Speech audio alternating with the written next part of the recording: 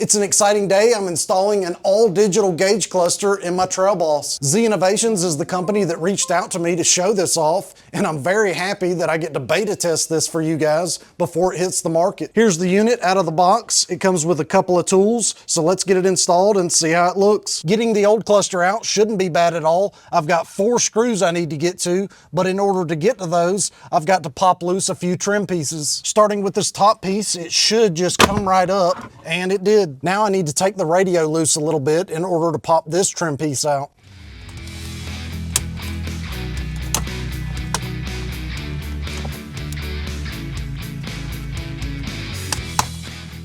Now that I've got that popped loose, it should be enough to get the cluster out on this side. Moving on to this side, there's a screw here and screw there. I should be able to take those loose and pop this panel off.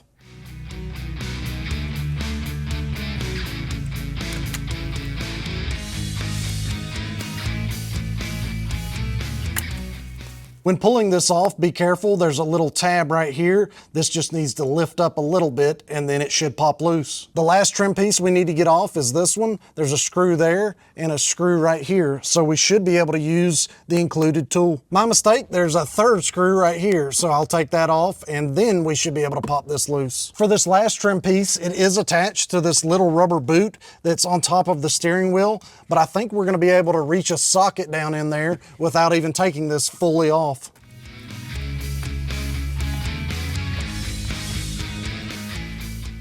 Okay, it's a mistake trying to do that. You definitely need to get this piece off. This just pops right up, and now it's a lot easier to get to that cluster. Now we should be able to take this straight out and disconnect the connector on the back. We want to push the red tab straight up, and then we want to take this and push that up, and we're free. Here they are side by side on the bench. Just got to do everything in reverse order and then we should be able to fire it up. The only difference between this cluster and the factory is it's got a USB on the back. So I want to route that over here on the side fuse panel and that'll be used for updates. In order to route that cable, I took a pull stick, ran it up through here where that wiring harness is, and then I pulled it down right here at the fuse box. This already looks really cool in the truck. Let me piece everything back together and we'll turn it on. Guys, before we put all these trim pieces back together, let's turn it on and make sure it boots up.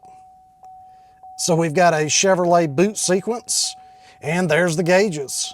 We do have a couple of things coming up on the screen, but let me piece it back together and we'll take a better look at it. I've got everything put back together. I had no fitment issues and it only took about 10 minutes to get everything installed. So I'm thinking in total, this will only take you maybe 30 minutes to get it fully installed. Now comes the fun part. Let's check out its capabilities. This looks to be your home screen, and I've noticed that the steering wheel controls are working fine. If you just kind of cycle through phone link settings. Okay, so this looks like you may be able to put Apple CarPlay right on the dash. If we cycle one more time, it shows us our tire pressures. If we hit the left arrow key on the steering wheel, it brings up a totally different menu, and it does look like you can connect your phone. And then if you cycle through, you've got a bunch of different options. And I noticed on the car, if you go down here and select style, you can select different displays. So if we select that, it changes over. Once you back out of the style, we can go down to vehicle settings,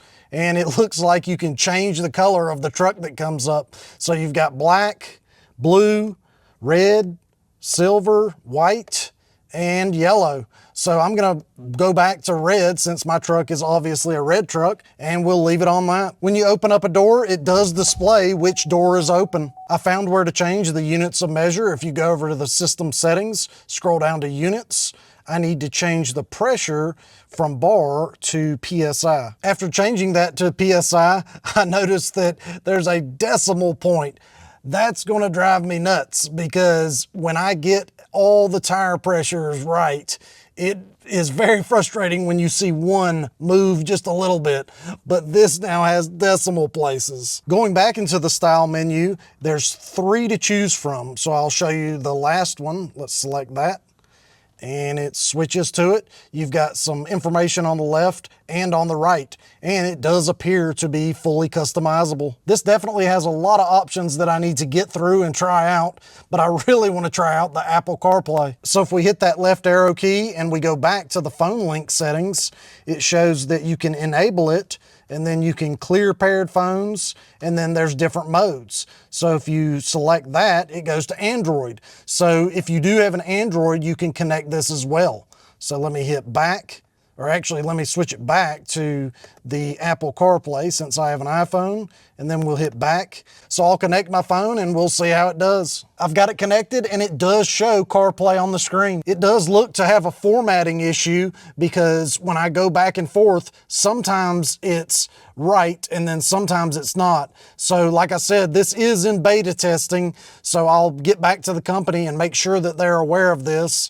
And then when I pulled up the maps, it did the same thing. Sometimes it would be correct and sometimes it wouldn't. Here's another display of the Apple CarPlay up on the dash. This does look really cool and will be a really good feature having the maps up here. I also need to figure out if there's a way to get the audio to come through the truck speakers when I'm using the CarPlay. Going through some more menus, if we hit the left arrow key and we go over to this little flag, you've got your trip A, trip B, and then your average fuel economy. So if you click into that, you can reset it, but this is where you'll see that. Over on the My Car menu, if we go down into the service, this is where you would reset your oil life. If you click into that, you would reset it just like you would on the factory one. It also has a remaining fuel filter. I don't see where you can reset the air filter life, so maybe an update will fix that. Another thing to take a look at under the system settings is the general settings.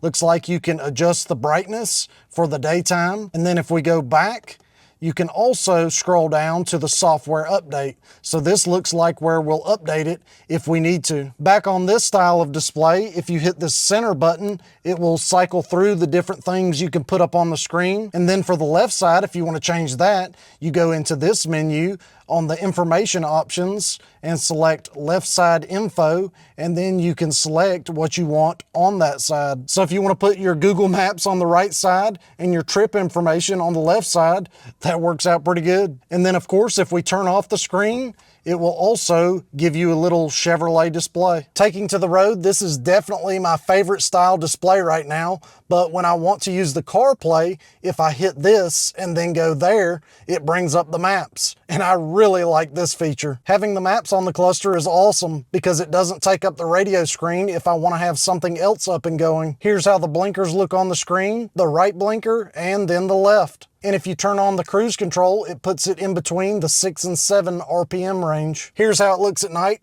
The brightness of the screen is not overpowering. It looks really clear. And then down here at the bottom left, you've got your auto light control. You can see those.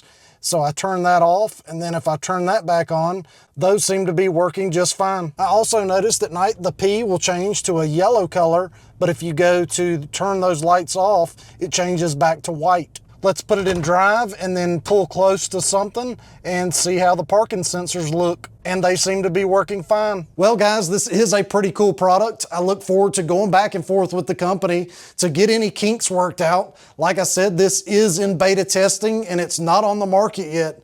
I will do a follow-up video and give my review on it once we learn everything we can about this thing. I appreciate y'all watching this, and until next time, we'll see y'all.